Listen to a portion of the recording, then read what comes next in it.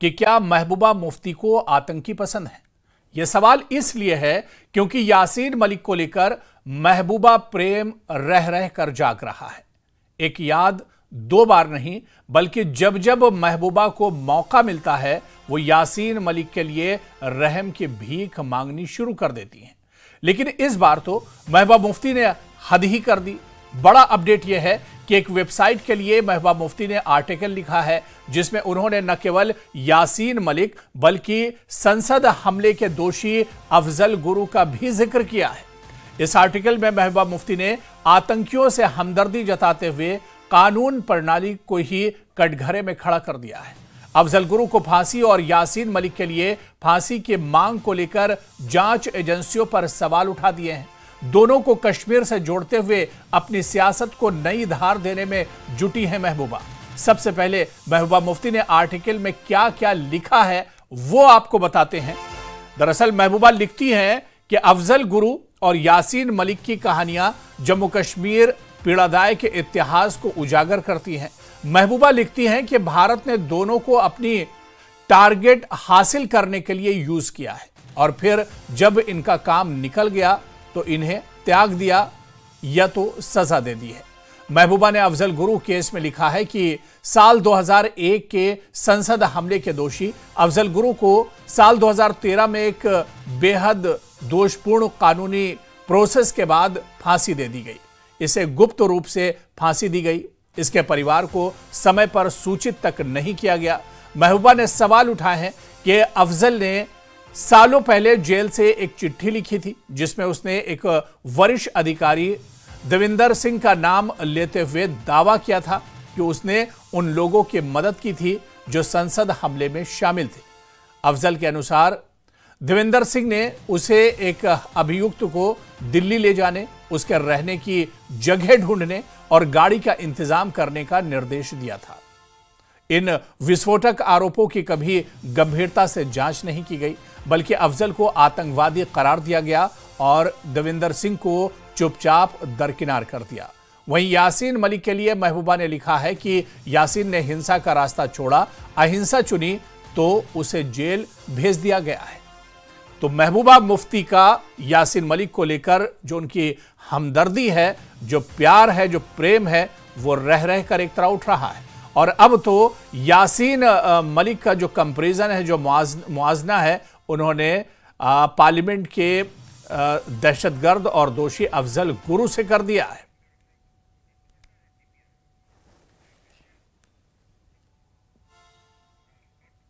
और इस आर्टिकल से पहले महबूबा मुफ्ती ने 24 सितंबर को भी मीडिया से बात करते हुए यासीन मलिक और अफजल गुरु को लेकर यही बात दोहराई थी। सुनिए। साहब इस पे बात नहीं करेंगे। मैं नहीं कहती कि उनको कोई यासीन मलिक का केस प्लीड करना है, मगर मैं कहती हूँ जो एफिडेविट में पहले अफजल गुरु ने जो बात कही उसमें इन्होंने उसको इग्नोर किया, बात नहीं की, जबकि उसके बाद वो देविंदर सिंह पकड़ा भी गया, उसके बाद भी कोई बात नहीं है, पूछताछ नहीं, वो क्या हुआ था। आज यासीन मलिक की बारी है, कल किसी और की बारी आएगी।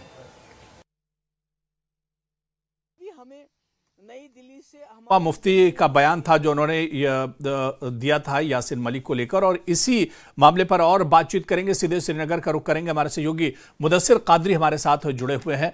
मुदस्सिर, इसे महज महबूबा मुफ्ती की हमदर्दी माना जाए यासीन मलिक के साथ, या फिर इसे एक सियासी पैंतरा कहा जाए? जिस तरह से पिछले कुछ दिनों से हम देख रहे हैं कि यासीन मलिक को लेकर महबूबा मुफ्ती का जो प्रेम है, जो प्यार है, वो रह रह कर एक तरह से बढ़ता जा रहा है। बिल्कुल हुरैरा, देखिए ये बयान जो महबूबा मुफ्ती का है ये उस वक्त सामने आया है जब एनआईए ने बाज़ाब्ता तौर पर यासीन मलिक के लिए सजाए मौत की मांग की है, और उसके बाद जो है कोर्ट ने यासीन मलिक को इस हवाले से अपना एतराज़ात या अपना पक्ष जो है वो रखने का जो है आदेश दिया था। और उसके बाद एक एफिडेविट दाखिल करते हैं यासीन मलिक, तो उसमें वो बाज़ाब्ता तौर पर खुलासा करते हैं कि किस तरह से उनके मुताबिक उनको इस्तेमाल किया गया। तो उसके फौरी बाद जिस तरह से प्रतिक्रियाएं सामने आई, न सिर्फ महबूबा मुफ्ती की जानिब से बल्कि नेशनल कॉन्फ्रेंस की अगर हम बात करेंगे तो उन्होंने भी एक तरीके से यही डिमांड किया था कि यासीन मलिक के मामले पर नजरसानी की जाए, क्योंकि उन्होंने कहीं ना कहीं जो वायलेंस है उसका रास्ता जो है वो तर्क किया गया था। तो उसके फौरी बाद लगातार महबूबा मुफ्ती की जानिब से यह डिमांड आ रहा है कि यासीन मलिक के केस के उस मामले को बारीकबीनी से उसकी जांच हो कि किस तरह से जो खुलासा उन्होंने एफिडेविट में किया है, तो उसको एक ग्राउंड बना के उनके केस को जो है रिव्यू किया जाए और बाकायदा तौर पर उन्होंने जो वायलेंस था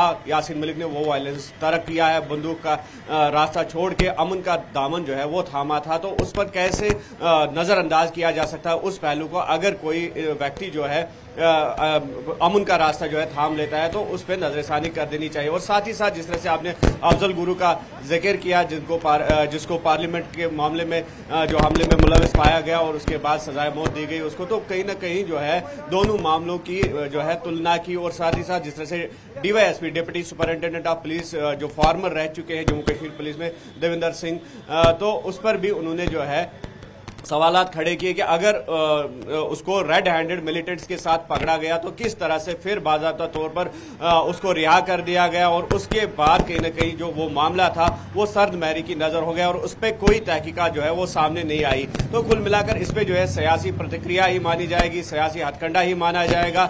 लेकिन दूसरी जानिब से जिस तरह से अगर यासीन मलिक की बात करेंगे तो लगातार जो मामला है वो खुलते नजर आ रहे हैं। अगर जो सरला भट्ट का मामला है तो वो भी हाल ही में मंजर आम पे आया और उस एफआईआर को दोबारा जो है खोल दिया गया और उस केस की असर नौ जो है जांच कर दी गई। तो ऐसे में इस मामले को फिर से दोबारा उठाना, दोबारा तोल देना और ऐसे में आम माफी या असर नौ केस का रिव्यू करने की मांग जो है यकीनी तौर पर जो बीजेपी है या फिर दीगर जो हरीफ जमातें हैं पीडीपी की, तो वो इसे एक सियासी हथकंडा ही करार दे रहे हैं। जी बिल्कुल मुदस्सिर, और आप देखिए कि यासीन मलिक या अफजल गुरु को लेकर जिस तरह से जो आर्टिकल महबूबा मुफ्ती का सामने आया है, इसमें कहीं ना कहीं वो पूरे कश्मीरियों को एक तरह से जोड़ती हुई नजर आ रही है और वो कह रही हैं कि पूरे कश्मीरियों के साथ एक तरह से नाइंसाफी हो रही है। जिस तरह से यासीन मलिक जेल में बंद है या अफजल गुरु की जिस तरह से फांसी हुई, तो इसे पूरे कश्मीर से जोड़ने की मतलब कहीं ना कहीं जो सियासी जमीन महबूबा मुफ्ती की खोई हुई है,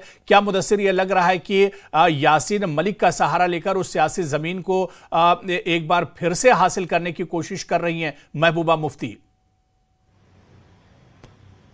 देखिए, अगर पास्ट की हम बात करेंगे तो यहाँ की जो मेन स्ट्रीम जमातें हैं जम्मू कश्मीर की, तो कहीं ना कहीं उनका पक्ष जो है वो हमेशा रहा है। और अगर खास तौर पर पीडीपी की बात करेंगे, जब जमात इस्लामी को बैन करने की बात की गई थी, जब वो दौरे बिल्कुल मुदस्सिर दोबारा से हम आपके पास आ रहे हैं, आप हमारे साथ बने रहिए। हमारे साथ बीजेपी के एमएलए आरिस पठानिया जी इस वक्त हमारे साथ जुड़े हुए हैं इस मुद्दे पर बातचीत करने के लिए। आरिस पठानिया जी, बहुत स्वागत है न्यूज़ 18 JKLH में।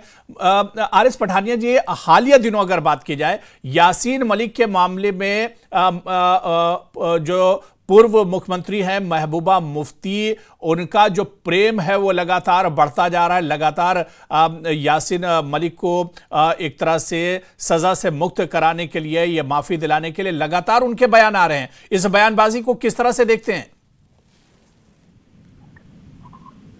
यासीन मलिक एक खूंखार आतंकवादी है।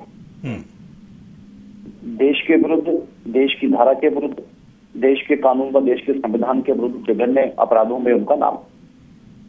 और सबसे बड़ी बात है, न सिर्फ कोर्ट ने उनको घोषित किया है, बल्कि उन्होंने खुद भी अपने जो एक वाले जो एक वीडियो इंटरव्यू में दिए कश्मीरी पंडित, सिक्योरिटी के जवान। ऐसे ही अफजल गुरु का भी बार बार वो मेंशन करी। मैं बता दूं कि अफजल गुरु साहब भी सुप्रीम कोर्ट ऑफ इंडिया की द्वारा कन्विक्टेड एक ट्रांसपेरेंट ट्रायल के बाद एक ऐसे मुजरिम जिनपे पूरा का पूरा जो एविडेंस देश के पार्लियामेंट पे हमला करने का एक पूरा आरोप था, वो आरोप तय होके उसने आखिरकार करके कोर्ट में साबित किया। मैं जो कश्मीर में एक डुप्लीसिटी, एक डबल ओपिनियन, कहीं कहीं जो दोगलापन है, वो बता दूं कि भारतीय जनता पार्टी के लिए इंसानियत, मुर्गियत, कश्मीरियत एक वो दायरा फ्रेमवर्क है। और कश्मीर में जो शांति आएगी वो ऐसे आतंकवादियों का बखान करके या उनको एक बड़ा एक ऊपर चढ़ा के बात नहीं बनेगी। मैं बोलूंगा कि हम प्रजातंत्र को कर पाए, हम नौजवानों को पावर दे, हम रोजगार वहां पे करें, हम विकास। आरिस पठानिया जी, जो आर्टिकल महबूबा मुफ्ती ने जो आर्टिकल हालिया दिनों लिखा है, और उस आर्टिकल में उन्होंने एक तरह से कहा कि जैसे कि अफजल गुरु के साथ नाइंसाफी हुई, ऐसे ही कहीं नाइंसाफी यासीन मलिक के साथ भी ना हो जाए। तो वो दरअसल अफजल गुरु के साथ जो उन्हें सजा दी गई उसे नाइंसाफी मानती हैं कि इंसाफ नहीं किया गया उनके साथ।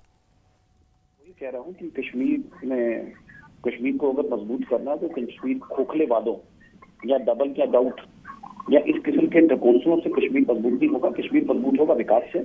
हम देश के संविधान के साथ खड़े हैं, देश के कानून के साथ खड़े हैं, देश के युवाओं की बात करें, वहां पे रोजगार और विकास की बात करें। ये डुप्लिसिटी का दौर है, इसे कश्मीर ने रिजेक्ट किया है और 5 अगस्त 2019 के बाद एक नया चैप्टर है। दिखाई नहीं देंगी महबूबा मुफ्ती। अभी भी 3 विधायक हैं, 3 नहीं दिखाई देंगी अगली बार, और ये सरे से निकालते हैं, इसका खंडन करते हैं।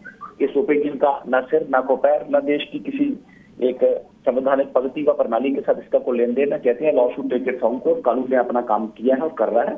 यासीन मलिक के मुद्दे में जो भी है सख्त से सख्त सजा, एक में तो उम्र कैद मिली है, बाकी मुकदमों में भी सख्त से सख्त सजा उनको दी जाएगी। चलिए, बहुत बहुत शुक्रिया आरिस पठानिया जी हमारे साथ जुड़ने के लिए और इस मुद्दे पर बातचीत करने के लिए। तो लगातार हमारे सहयोगी मुदस्सिर कादरी भी श्रीनगर से हमारे साथ इस मुद्दे पर जुड़े हुए हैं। मुदस्सिर, जिस तरह से हम बात कर रहे थे, आरिस पठानिया ने कहा कि कानून के पास ये पूरा मामला है और कानून अपने हिसाब से सख्त एक तरह से इस पूरे मामले में जो कानूनी प्रक्रिया है, जो प्रोसेस है, उसके हिसाब से कानूनी दायरे में रहकर इसे एक तरह से देखा जा रहा है और ये पूरा मामला कानून के पास एक तरह से है और वो जेल में बंद है और अदालत इस मामले में एक तरह से तमाम चीज़ें जो सही समझती है वो कर रही है। लेकिन बड़ा सवाल मुदस्सिर ये है कि महबूबा मुफ्ती हालिया दिनों जिस तरह से यासीन मलिक को लेकर दिलचस्पी ले रही हैं, लगातार उनकी बयानबाजी आ रही है, आखिर इसके पीछे इसे किस तरह से देखा जाए? क्या वाकई में अपनी, जिस तरह से हमने पहले सवाल किया था कि महबूबा मुफ्ती की जिस तरह से जो ज़मीन, खोई हुई ज़मीन है, उसे वापस हासिल करना चाह रही है? क्योंकि अभी आरिस पठानिया भी कह रहे थे कि महबूबा मुफ्ती दरअसल अब परेशानी का शिकार हैं क्योंकि उनकी मकबूलियत में भी कमी आई है और उनकी सीटें भी, अगर सियासी तौर पर देखा जाए तो पिछले चुनाव में उनकी सीटें भी बहुत कम रह गई हैं। तो ऐसे में क्या वाकई में अपनी जो खोई हुई सियासी जमीन है उसे हासिल करने के लिए यासीन मलिक का सहारा ले रही है महबूबा मुफ्ती? देखिए हुरैरा, इस बात को समझना होगा कि पीडीपी के माजी की अगर हम बात करेंगे तो लगातार हमने देखा कि पीडीपी का कहीं ना कहीं सॉफ्ट कॉर्नर रहा है, न सिर्फ आज बल्कि पास्ट में भी टुवर्ड्स जो सेपरेटिस्ट लीडर्स है, अलहदगी पसंद लीडरान जो थे, तो उनके तई एक सॉफ्ट कॉर्नर रहा है। और उस वक्त की हम बात करेंगे जब बाज़ाब्ता तौर पर पीडीपी और बीजेपी का इल्हाक हुआ था और यहाँ पे गवर्नमेंट थी, पीडीपी और बीजेपी की एक मखलूत हुकूमत थी, तो उस वक्त ये डिमांड आया था एक कहीं ना कहीं किसी तरह से किसी कॉर्नर से कि जमात इस्लामी को उस वक्त बैन किया जाए। तो हमने देखा कि उस वक्त पीडीपी की जो चीफ मिनिस्टर थी महबूबा मुफ्ती, तो उन्होंने नकारा और उस वक्त बैन आयद नहीं की गई। और हमेशा हमने देखा कि पीडीपी ने जो है डायलॉग को तकवीत दी और इन्होंने पाकिस्तान के हक में हमेशा वकालत की है कि पाकिस्तान के साथ बातचीत या मुज़ाकरात का अमल जो है उसको शुरू कर दिया जाए ताकि मसले कश्मीर का हल जो है वो मुमकिन हो सके। तो ये आज की बात नहीं है बल्कि पास्ट में भी हमने देखा कि किस तरह से एक सॉफ्ट कॉर्नर जाहिर किया है पीडीपी ने टुवर्ड्स दिस सेपरेटिस्ट लीडर्स। तो आज भी इसी तरह का एक जो है एक हथकंडा ही समझेंगे कि जो यासीन मलिक का मुद्दा है उसको बार बार उठाया जा रहा है। हालांकि न सिर्फ बीजेपी इसकी जो है निंदा कर रही है बल्कि नेशनल कॉन्फ्रेंस जिनका यही एजेंडा इन्हीं लाइन्स पे वो भी चल रहे हैं। लेकिन साथ ही साथ जब चीफ मिनिस्टर से इस हवाले से हमने जो है सवाल किया तो उमर अब्दुल्ला का ये कहना था कि ये अनफॉर्चुनेट है कि अगर यासीन मलिक ने इस तरह का एफिडेविट दायर किया है कि एक हिसाब से उनको बैक चैनल ट्रैक्स के लिए इस्तेमाल किया गया और दूसरी जानिब अगर वो वायलेंस का जो रास्ता है तरक करते हैं तो और उसके बावजूद भी उनके केस पे नजरसानी नहीं होती है। लेकिन साथ ही साथ महबूबा मुफ्ती को इस हवाले से पॉलिटिक्स नहीं करनी चाहिए, ये उमर अब्दुल्ला का कहना था। और केस जो है वो अदालत में है और कुछ फैसले जो है वो अदालत मुदस्सिर, यानी अब महबूबा मुफ्ती के इस बयान को लेकर भी और जिस तरह से बयानबाजी हो रही है, अब इस पर सियासत भी एक तरह से गरमा रही है। बहुत बहुत शुक्रिया मुदस्सिर हमारे साथ जुड़ने के लिए और इस मामले में जानकारी देने के लिए। तो महबूबा मुफ्ती ने कहा कि सच बोलने वालों को फांसी दी गई हो और ऐसे में खतरा है कि यासीन मलिक के साथ भी हो सकता है नाइंसाफी हो। और हालिया दिनों महबूबा मुफ्ती का जो प्यार है, जो प्रेम है यासीन मलिक के लिए, वो एक तरह से निकलकर सामने आए और कई मौक़ों पर वो यासीन मलिक को लेकर बयान भी देती नजर आई हैं।